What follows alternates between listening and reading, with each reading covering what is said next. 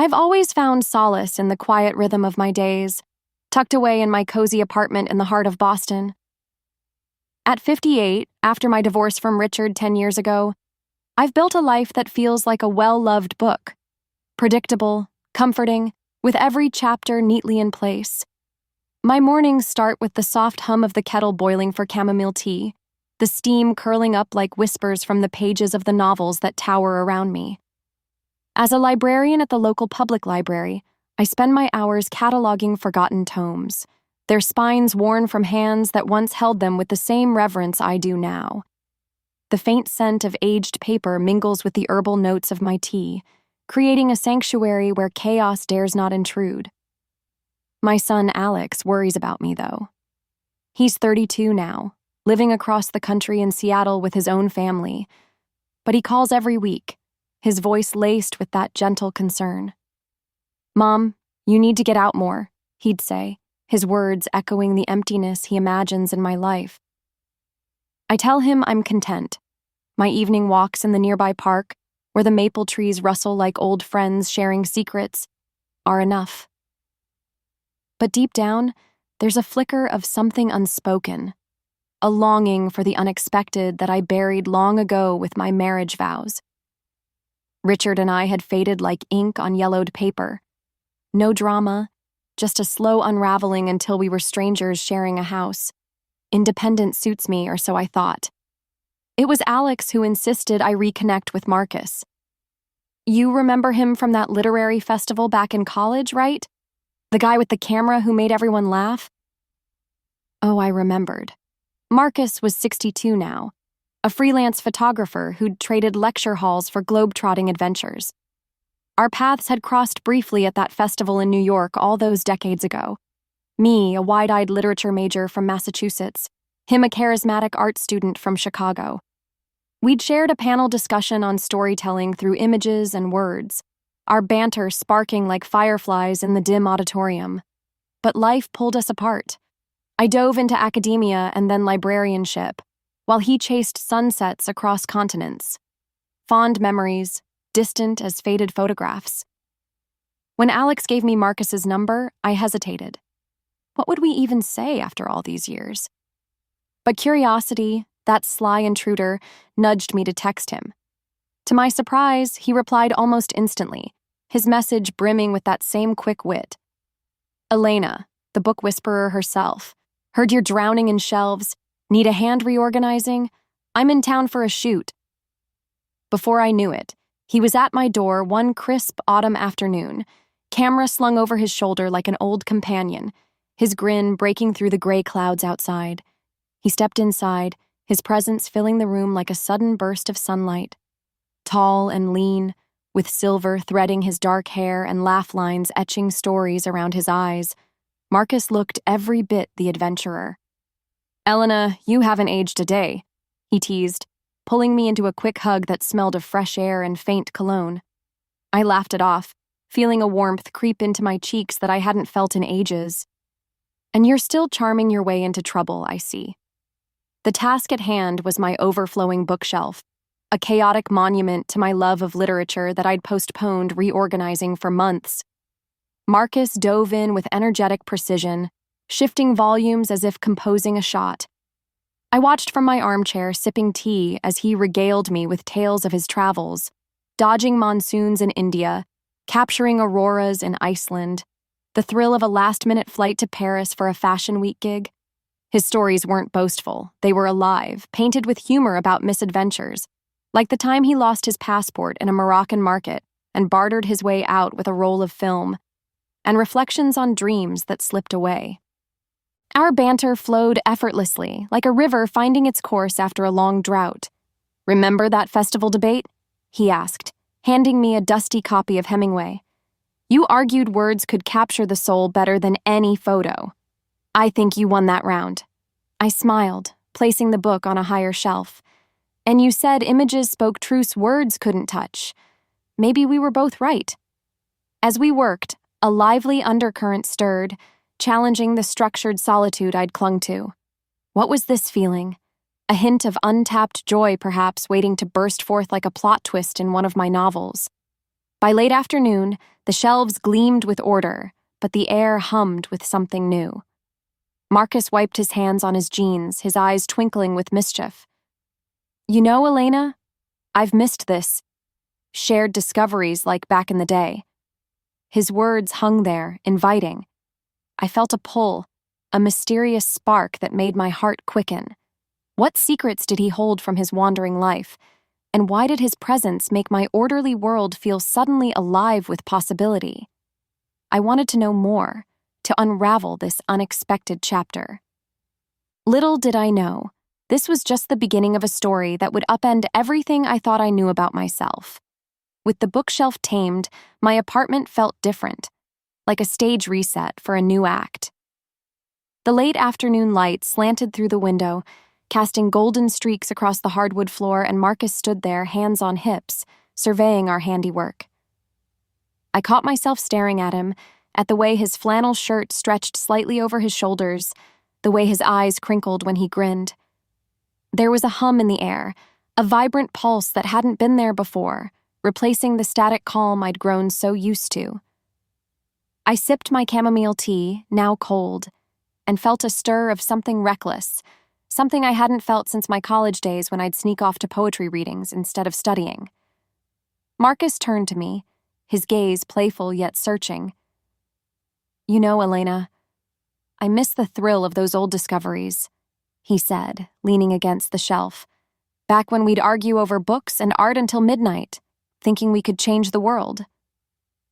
His voice carried a nostalgia that tugged at me, unearthing memories of late-night debates and the electric thrill of ideas clashing. I set my mug down, emboldened by the warmth in his tone. "I miss that too," I admitted, surprising myself. I used to crave spontaneity, those wild, unplanned moments. But somewhere along the way, I traded them for this. I gestured at the orderly room, my safe little world of routines. He chuckled, a sound that felt like a spark catching fire. "Well, let's shake things up then. Coffee? There's that cafe down the street, Brewed Awakening, right? We could keep this going." His invitation was casual, but his eyes held a challenge, daring me to step out of my comfort zone. My heart skipped, a flutter of nerves and excitement. "Why not?" I said, the words slipping out before I could overthink them. He grinned, pulling out his phone with a flourish. "Hold on, let's make it interesting. Scenic detour through the park first. Deal?"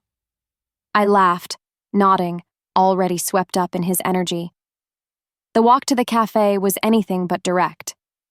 Marcus led us through the park, pointing out a squirrel's daring leap between branches, the way the late sun turned the leaves to fire. His enthusiasm was infectious, pulling me out of my head and into the moment. At Brewed Awakening, we settled into a corner table, the air thick with the scent of roasted coffee and fresh pastries. Our knees brushed under the table as we leaned in to talk, and each accidental touch sent a jolt through me like a current waking long-dormant nerves. I ordered a latte. He chose a black coffee, teasing me about my fancy foam. We laughed over shared memories, his disastrous attempt at poetry in college, my obsession with annotating novels, and traded stories of what-ifs and roads not taken. As we talked, I felt a forgotten zest stirring, a lightness I hadn't known I missed. His hand grazed mine when he passed me a pastry, and I didn't pull away. The warmth of his skin lingered, stirring a quiet thrill that made my pulse dance. It wasn't just his stories or his laugh, it was the way he looked at me like I was a puzzle he was delighted to unravel. When it was time to leave, he lingered on the sidewalk, the streetlights casting a soft glow over his face. "You know," he said, his voice low, "I'd love to capture you, on camera, I mean, next week, in the park. Sunset light, those trees. What do you say?" His words were a clever pretext, but the invitation felt deeper, like a promise of more moments like this. I agreed, my grin matching his, my heart buzzing with anticipation. The following week, he showed up at the park with no camera, just a bag of wild berries and a bottle of sparkling water. "Guess I lied about the shoot," he admitted, his eyes twinkling with mischief. I just wanted an excuse to see you again." I laughed, the sound freer than it had been in years. We sat on a bench, sharing the tart berries, our shoulders brushing as we watched the sky turn pink. The air between us crackled, alive with possibility. I didn't know where this was going, but for the first time in ages, I wanted to find out. What was this pull he had on me? And what would happen if I let myself lean into it just a little more? The days leading up to our next meeting in the park felt like pages turning in a suspenseful novel, each one building tension and curiosity. What was this connection with Marcus? It was more than nostalgia. It was a riddle wrapped in laughter and lingering glances, pulling me towards something I couldn't quite name. My routines, once so comforting, now seemed dull in comparison. The library's hush felt stifling. My evening walks solitary echoes of what could be shared adventures. I found myself daydreaming during cataloging sessions, my mind wandering to his mischievous grin, the way his stories painted the world in vivid colors. Alex called midweek, sensing the shift in my voice. "You sound lighter, Mom. Is it Marcus?" I brushed it off with a laugh, but inside a thrill bubbled, eager for the next chapter. When the day arrived, the park was alive with the symphony of early autumn, birds chirping melodies that danced on the breeze, leaves rustling like secrets being whispered. Marcus was waiting by the old oak tree, his casual stance belying the energy that radiated from him. He wore a light jacket over a faded band tee, looking every bit the free spirit I'd remembered. "Elena," he called, waving me over with that infectious enthusiasm. "Ready to wander?" I nodded, my heart quickening as we set off down the winding paths, the gravel crunching softly under our feet. The open space seemed to coax our guarded hearts into blooming. Away from the confines of my apartment or the cafe's bustle, we traded tales of what-ifs and hidden passions. He spoke of a photography trip to Tuscany that almost led to a vineyard partnership, his eyes lighting up with the regret-tinged excitement of paths not taken. I shared my own buried dream of writing a novel, inspired by the stacks of books that had become my life. "Why not start now?" he urged, his voice gentle yet insistent.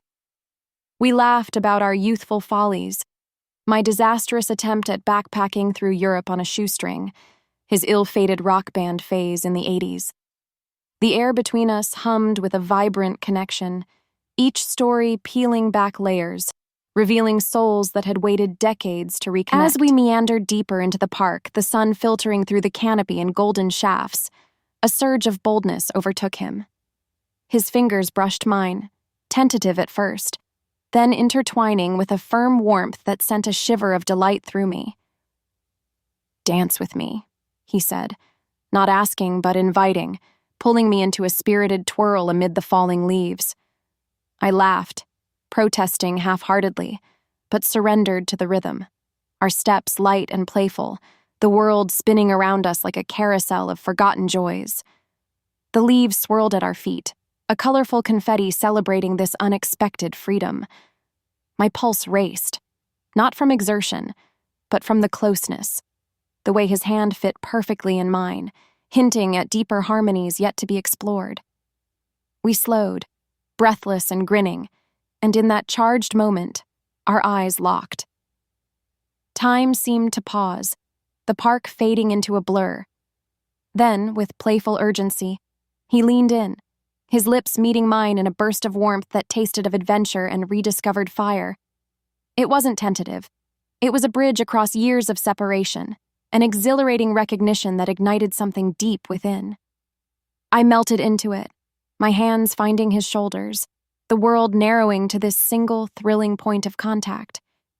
When we parted, his forehead rested against mine, our breaths mingling in the crisp air. "I've wanted to do that since the festival," he murmured, his voice husky with emotion. The sun dipped lower, casting long shadows, but neither of us wanted the day to end. "Come back to my place?" I suggested, my voice bolder than I felt. He nodded, and we walked hand in hand, the anticipation building like a mystery unfolding. Back in my apartment, he didn't depart. Instead, We improvised a picnic on the living room floor, cheese and crackers from my pantry, a bottle of wine he'd picked up on the way. It was a nod to boundaries, yet a dive into closeness, the soft glow of lamplight creating an intimate haven. We talked late into the night, our laughter echoing off the bookshelves, his stories weaving with mine in a tapestry of shared dreams. As the hours slipped away, fatigue settled in, but so did a daring comfort. He stayed, curling up beside me on the couch under a throw blanket, his animated breathing a soothing rhythm that lulled me. A thrill coursed through me, echoing the excitement of new horizons, proving that embers of passion could flare brightly even later in life. What would tomorrow bring? More unraveling of this enigmatic bond? I drifted off, eager to discover, my heart alive with the promise of the unknown. As the weeks blurred into a tapestry of rediscovered wonder, our story with Marcus evolved into a whirlwind of small thrills and shared explorations that painted my days in hues I'd long forgotten. What began as a simple reorganization of bookshelves had unraveled into something profound, a mystery of the heart that kept me guessing at every turn. Would today bring another surprise, another layer peeled back from this enigmatic man who had wandered back into my life? My mornings, once marked by the solitary ritual of tea and silence, now hummed with anticipation, my phone buzzing with his witty messages, cryptic hints like "pack a scarf, dawn awaits," that left me smiling into my cup, eager to decode the next adventure. One crisp morning, before the city fully awoke, Marcus surprised me with a sunrise hike up a nearby trail in the Blue Hills Reservation. The air was sharp with pine and promise as we climbed, his hand steadying mine over rocky paths. This was a vibrant shift from my solitary routines. Where I once walked alone in the park at dusk, now I chased the first light with him, our breaths sinking in the quiet ascent. At the summit, as the sun crested the horizon in a blaze of orange and pink, he wrapped his arms around me from behind, his chin resting on my shoulder. "See that?" he whispered, his voice warm against my ear. "That's us, rising anew." The view stretched endlessly, mirroring the boundless possibilities I felt stirring within, a thrilling reminder that life held more chapters than I'd imagined. Elena, me, found herself laughing freely on these outings, unconcerned by the curious glances from passers-by. On a spontaneous trip to a coastal town in Maine, we strolled hand in hand along the rocky shore, waves crashing like applause for our rediscovered joy. I sketched maps for our next outing on napkins at roadside diners, a habit revived from my dorm days when dreams felt limitless. Marcus, ever the charmer, gifted me a quirky keychain from a flea market, a tiny compass engraved with "To New Horizons," calling me my bold explorer, with a wink that sent a flutter through me. We picnicked under stars that once seemed distant and unattainable, lying on a blanket in a quiet field, weaving old regrets into fresh narratives. "That marriage," I confided one night, tracing constellations with my finger, "it taught me caution." He nodded, his hand finding mine. "And now, it's time for courage." We didn't erase the past. We reframed it, turning scars into stars that guided us forward. This romance thrived on dynamic gestures that rekindled my spirit in ways I hadn't anticipated. Spontaneous road trips became our ritual, packing the car with snacks and playlists of old jazz tunes, driving with no destination but each other. He'd leave witty notes tucked into my books like "Chapter Next Us Under the Moon," making my heart race with the mystery of what he'd planned. Affectionate nudges in crowded markets, his arm around my waist pulling me close amid the bustle, sparked that electric thrill anew, a coded language of touch that spoke volumes without words. Each moment felt like a puzzle piece clicking into place, revealing a picture of renewal I never knew I craved. Marcus didn't promise eternity. That wasn't his style nor mine after all these years.